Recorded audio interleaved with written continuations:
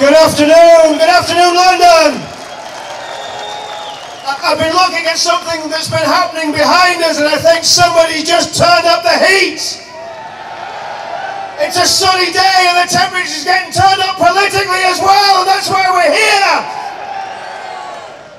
It's a song written several years ago and I hope it's going to be sung later on today.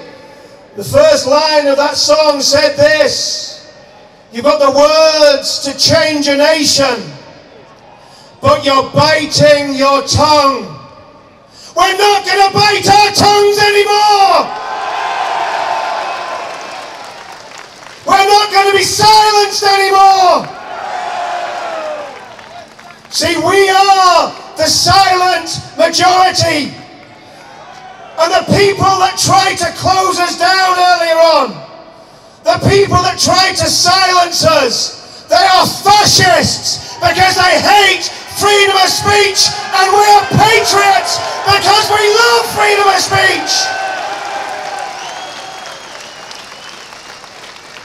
I walked down from Speaker's Corner with thousands of us there, and we had a banner, and our banner said this: "We are here to defend your freedom of speech, and the DFLA and the Veterans Against Terrorism are here to defend your freedom of speech, and here we stand, we can do no other." I want to tell you a very quick story about freedom of speech. In Belfast a few years ago, there was a 78-year-old minister of religion, and he preached a sermon that was very critical of the Islamic religion. And in that sermon, this man said this. He said, "Islam is heathen." He says Islam is satanic. He said Islam is a religion spawned in hell. Friends, that is freedom of speech, and that man had the right to say it. But for that sermon, that man was dragged before the courts. He was 78 years old. He was suffering from cancer, and his wife was suffering from dementia. Now thankfully, he was found not guilty of the false hate crime that he was supposed to have preached. But you know something about that man? He stood his ground. He didn't bow, he didn't bend, he didn't surrender, and we mustn't surrender freedom of speech either.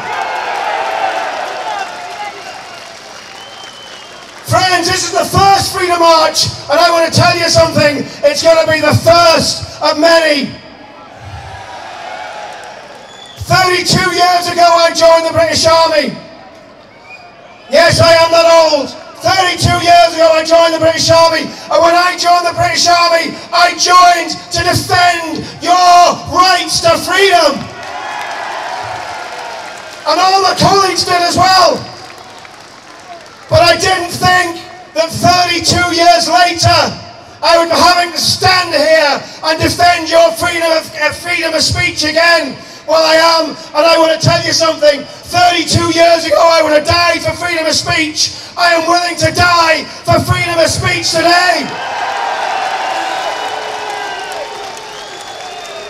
And more than that, when I look into your faces, I see that you're willing to die for free speech as well.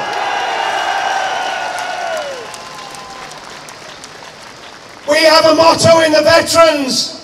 It goes like this: if you're attacked by terrorists, you don't run, you don't hide, and you don't tell.